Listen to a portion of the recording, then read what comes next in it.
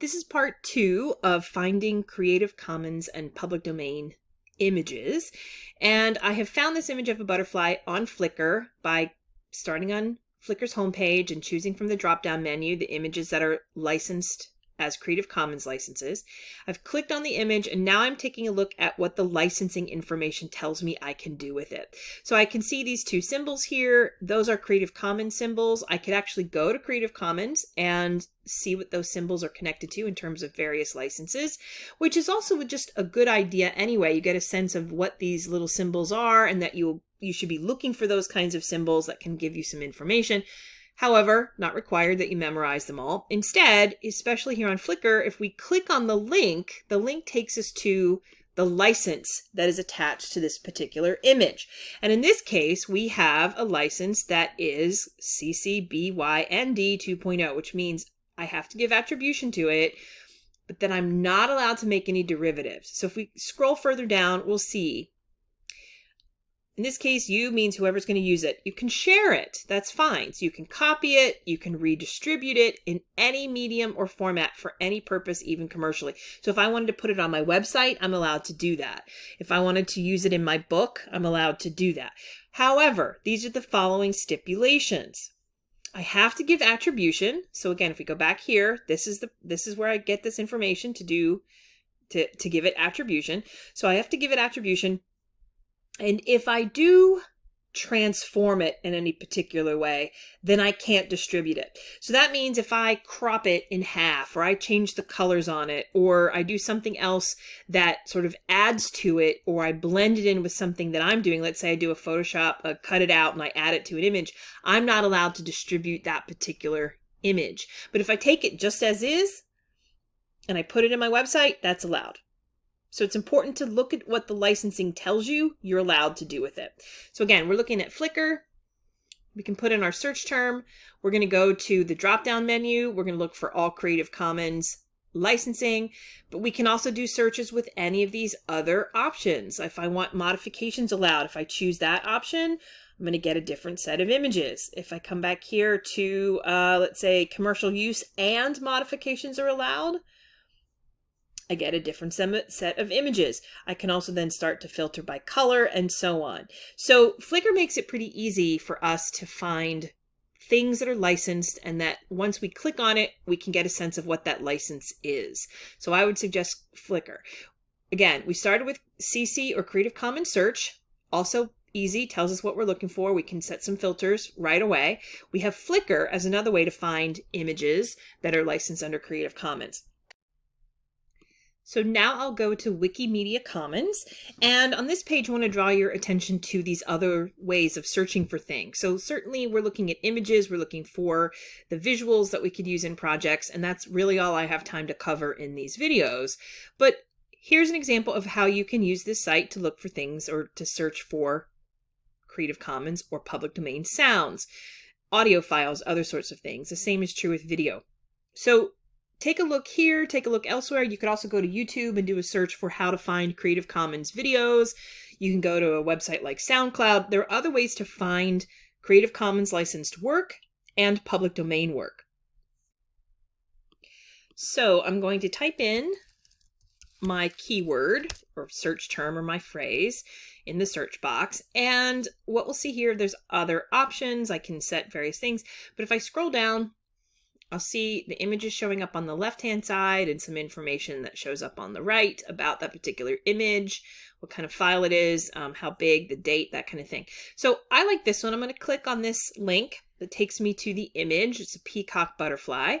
And all around the page, there's lots of information here. Everything from metadata to the download sizes, file history, etc. Now I can click here for information about reusing it.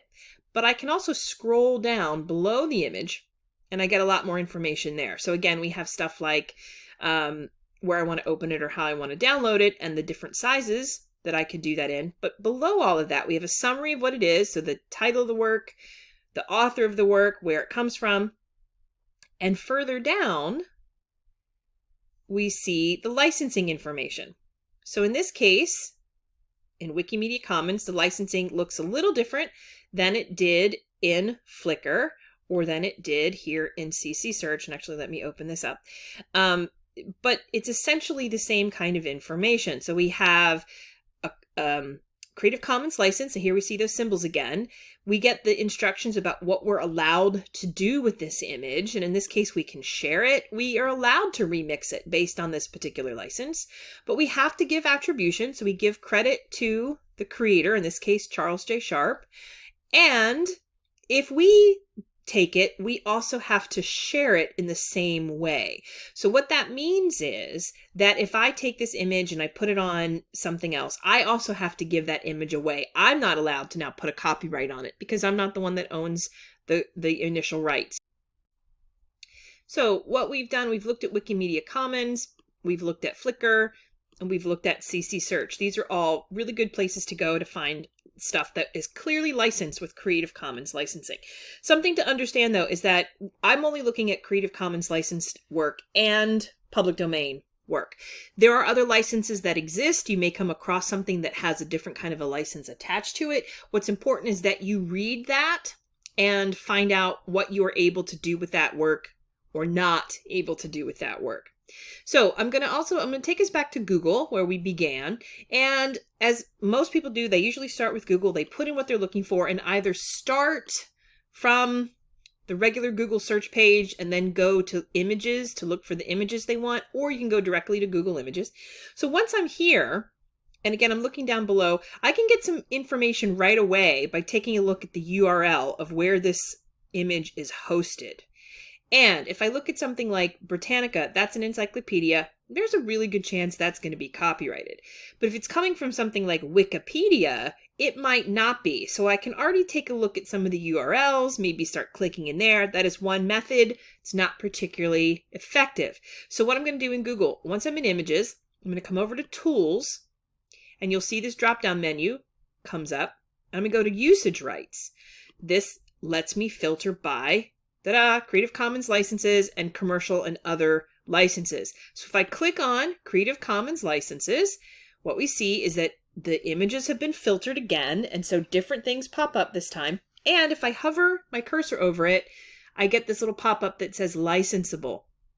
Also below that, we see the names of various websites, and we'll start to notice that they're a lot similar. In other words, it's the same website popping up again and again that's different than the first search we did. So here's Flickr. We've already been to that page.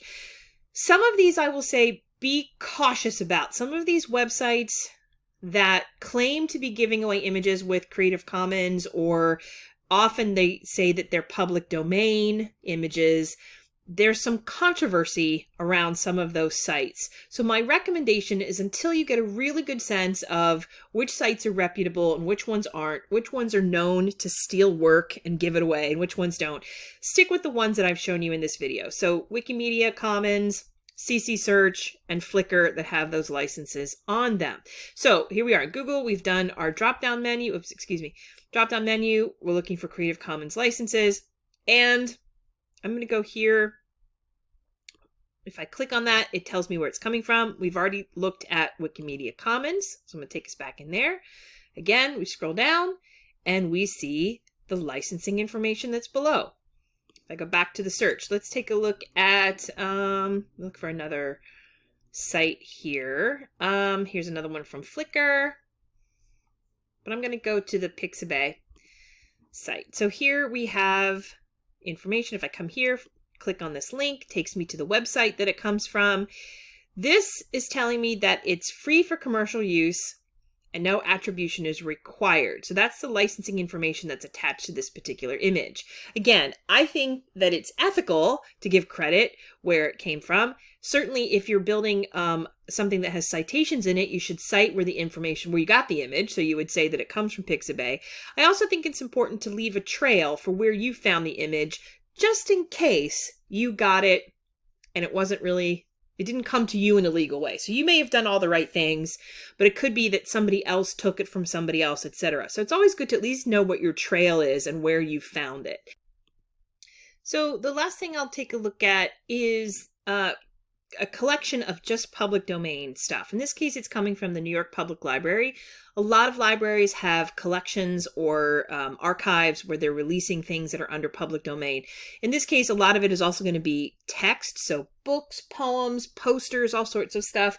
But it's also a good place to look. You may find something that may not be very current, but it might, again, if we go back to that initial, our ideas of search terms, maybe something that's very old might give an abstract concept, or it might set a mood or an energy. So don't discount it just because it seems like something published well before the time period that you're writing in right now. So for this particular site, what I'm going to do is actually come down here to where it says Search Digital Collections. And if I click in there, it takes me to another page. And here's where I'm going to put in my keywords again. So I'm looking for anything related to butterflies. I'm just sort of curious what pops up. And we see all sorts of other stuff here that it just uses the word. Here's a good example of having maybe clearer search terms can get you to what you need a little bit faster. But I just put in the word butterfly, and I'll see here that we've got collections, moths and butterflies, and here's butterflies of North America. So I'm just going to click on this collection, and if I look through, I see like all of these really old, or they seem to me really old illustrations, but they're a little bit they're interesting to me. I think there's some potential here, maybe as a background texture or something else. And if I click on one of the images, we'll get more information. It's a print. We get the date. Here it is, it's shown up. I think there's something really interesting about that. And if I click on more details, it takes me down further in the page. So it gives me the title of the work, the author or the creator of this particular work, more information about the collection, when it was issued and by which publishers.